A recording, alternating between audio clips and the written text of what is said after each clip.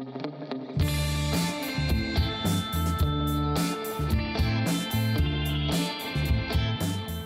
áfram höldum með föstudagsþáttinn.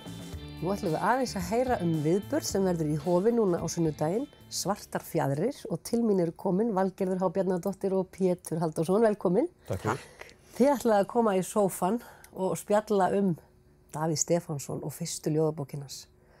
Ef við byrjum á þér, Valgerður. Þú þekkir dálítið til skáldsins. Viltu aðeins segja okkur svona af hverju? Ég auðvitað eins og aðrir Íslendingar á mínum aldrei alin upp með Davíð. Já. Amma mín, móðuramma mín var nú þarna á Árskógsströndinni og eiginlega jafnaldra hans, þannig að ég ólst upp við endalausar sögur og ljóðin hans. Þekktust þau þá eða? Já, þau þekktust pínlítið, ekkert mikið en svona. Og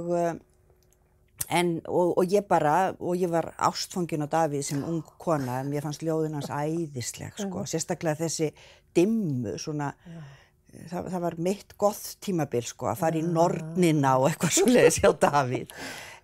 Og svo lenti hann svona svo litið til hliðar eins og gengur bara í lífinu. Svo gerðist það eiginlega fyrir tilviljun að fyrir nokkrum árum, 2014, að mér var boðin vinna á Minjasafninu, eða þar að segja ég sótti vinnu, sumarvinnu á Minjasafninu og var boðið að sinna starfi sem safnvörður í Davíðshúsi. Og það fannst mér, og það bara, allt í einu þá segi bara, já, auðvitað. Og þar söktur þér niður. Og síðan hef ég dálítið bara verið, hann verið ástmaðurinn minn, mjög spennandi. Það ekkert hói ástmaður, En Pétur, hvernig tengist þú svona, hver þín kynni alltaf? Hann alltaf ekki verið ástmaður minn, eða ég hans. Nei. En sem barn náttúrulega á Akureyri, þá komst maður ekki hjá því að Davíð væri eitthvað stórt og það, þegar ég hugsa tilbaka, þá var það alveg í skólanum. Já, hann var í skólaljóðum allavega. Já, mörg. Sálnars Jónsmís, lærðu þið það ekki utan að? Ég man ekki hvort það tókst, en það allavega var þannig einhvern veginn fyrst mér, eins og maður hafði drukkið hann svolítið með móðurmjólkinni. Og síðan var ég eins og í háskólanum í íslenskunni og þá lenti ég því í tíma hjá bókmenntafræðingi að hann rakkaði niður ljóð eftir Davíð. Og það hreinlega kom mjög við sálinni í mér. Það var ljóð hindina og ég ennþá ósammála þetta allt saman. Að þetta hafi verið vond ljóð. Eða Davíð vondur höfundur sem sömuleiðis var í að þarna líka. Hann var líka stimplaður á sínum tíma sem eitthvað vinnu kvennaskáld, var það ekki? Eitthvað svona. Hann hefur verið stimplaður sem alls konar. Og jafn ofboðslega vinsæll og hann bæði var og hefur alltaf verið, þá hefur hann líka verið mjög umdeildur og hefur átt sína andstæðingar hreinlega. Það var eins og bara kannski gerist alltaf með einhvern sem verður svona mikil stjarna. Þegar svona mikil og sterk ljós skín á þig, þá koma líka miklu skuggar og þá verða einhverjir, finnst einhverjum þetta óverðskuldað og það verður afbrýðisemi og alls konar. Og svo held ég, það er nú bara efni í annan þátt, en ég held að eitt af því sem að spilaði inn í það svona, þá gagnrýni sem hann fékk á sig hefur verið kvennamál hreinlega. Að menn hafi, þar voru að verki stundum menn sem voru bara afbrýðisamir út í hann vegna þess að konurnar þeirra höfðu einhvern tímann verið ástkonur hans. Hann festi aldrei ráð sitt þar, hann giftist aldrei, hann átti margar, eða ekki, margar ástkonur. En svo var hann líka að glíma við svona, eða ekki, bara þunglyndi og fór upp og niður og svona svolítið dramatískt ævihlaup. En þú varst ekki alveg búin að klára, Pétur, þú tengist núna svo aftur aðeins eða ekki, þú ætlar að vinna hljóð, varst eitthvað að byrja í hljóðleiðsögn? Já, það stóð til þarna tímabili að það yrði búin til hljóðleiðsögn og Davíðshúsi, ég fór í smá vinnu sem var reyndar útfært aftur úr. Þannig að það var ekki alveg til einskis, en þá kynntist ég honum aðeins. Upp og nýtt svona. Já, en þá fór ég kannski ekki alveg eins langt aftur og að fara þarna á sunnudaginn í Svartafjaðrir 1919. En svo hef ég verið að skoða núna þetta þarna daga bara þessi ár. 1918 og 1919 og maður fer í öldinu okkar, þá var alveg svakalega mikið að gerast. Já, og hann mikið í fréttunum þar? Nei, ekki Davíð, en það svo mikið að gerast í lífinu. Já, bæði á Íslandi og í heiminum. Það er heimsstyrjöldin, henni líkur hérna 1918. Og svo þarna ægileg snjóflóð í Siglufirði, tvisvar árið 1919, ef ég man rétt, farast margir. Frostaveturinn mikli, Frostaveturinn mikli, Kötlugosið, Spænska veikin.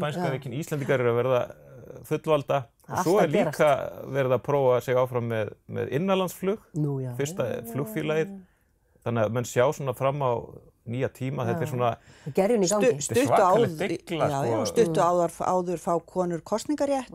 Þetta bara, það allt að breytast þarna. Já, og ég held að hann hafi hitt inn í jarðveg einhvern veginn sem að hjálpaði honum, þó að þetta sé góð bók, þá var hann líka á réttum tíma. Já. Sko, og á sunnudaginn ætlum við að fókusera á Svartarfjaðri sem var fyrsta ljóðabókin hans, kom út einmitt 1919, þá var hann 24 eða 5. 24. Já. Og hann verður bara stórstjarna. Það verður allt vitlaust. Það bara, allir með þessi ljóð bara einhvern veginn, ekki á heilanum kannski, en svona á hraðbergi eða falla fyrir þeim eða ekki. Þetta verður. Jú, það sko, sú saga sögð og ég held hún sé rétt að vinnukonur landsins, og þess vegna hefur hann nú verið kallaði vinnukonuskáld, sko, að þær sem hafði ekki efni á því að kaupa sér bókina, og svo kannski seldist hún bara upp 1, 2 og 3, vegna sem hún gerði það, að bækur gengu milli kvenna og þær sátu á nóttunni og skrifuðu upp ljóðin úr bókinni og grétu. Það ekki líka rétt að þetta í svona, ekki kannski fyrsta sinni, það ekki oft sem að karlmenn eða svona skáld að setja sig í spor kvenna, hann yrkir út frá sjónarhóli kvenna gjarnan. Jú, mjög mikið, það alveg óvana, það gera mörg skáld eitthvað, en hann gerir það mun meira, held ég engin bókmenntafræðingur og ég hef ekki þá yfirsýn að geta fullyrt neitt þetta, en það sérstakt hvað Davíð talar oft rödd kvenna. Það að segja, hann gefur konunni rödd í ljóðunum sínum. Og margar af hans helstu ráðgjöfum í skáldlistinni eru konur. Það Theodór Thoroddsen, Ólöf frá Hlöðum, mammans, Ragnheiður og bara margar konur. Og svo Hulda auðvitað sem þó meira eins og bara, hann les henni eða flytur henni oft ljóðin sín áður en hann birtir þau. Og á sunnudaginn, milli 3 og við vitum ekki alveg hvað þetta tekur langan tíma, 3 til 5 kannski, 4, hálf 5, verðið þið í sófanum og Guðmundur Andri Thorsson og ætlum að spjalla bara Davíð Stefánsson og þessa ljóðabók og þarna verða líka tónlistaratriði, Kammerkór Norðurlands kemur og flytur 4 lög og þetta allt sko lög við ljóð Davíðs úr þessari bók. Þórhildur Örvars og Helga Kvam verða líka með lög og svo ungur maður í náminu í skapandi tónlistarnáminu, Ólafur Sveinn Traustason. Og hann með sér til fulltingis Eddu Borg söngkonu og þannig að þetta verður svolítið húlum hæ og allir velkomnir, ókeypis inn. Eitthvað að lokum frá ykkur, því að tíminn hleypa frá okkur. Já, sko, Davíð ennþá lifandi. Hann sló í gegn á þessum tíma, hann talaði til gamals fólks og ungs fólks.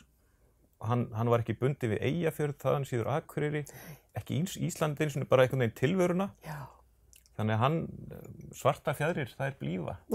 100 árum síðar, held ég. Já, það gerir það svo sannarlega vegna þess að í dag þá sjáum við að það ekki bara Þórhildur og Helga og Ólafur og vandræðaskáldin sem að taka hann upp á sína arma. Já, vandræðaskáldin verða líka. Já, vandræðaskáldin verða líka. Heldur sko það líður valla, nú ekki að líði svo dagur, líði ekki svo dagur, en það gerist mörgu sinnum á ári að tónlistafólk og skáld og listafólk á Íslandi fellur fyrir Davíð, uppgötvar hann, fellur fyrir honum og eins og Amabadama sem gerðu lag við Óráð og Ylja og fleiri sem ég ætla ekki að nefna núna sem eru orðin heilluð af Davíð, ungir, sterkir listamenn. Hann lifir. Still going strong, en megum alltaf ekki sletta, hann bara ennþá alveg í fullu fjöri. Já, hann það. Já, heyrðu, frábært að fá okkur, takk fyrir komin og sjáumst á sunnudaginn. Takk fyrir.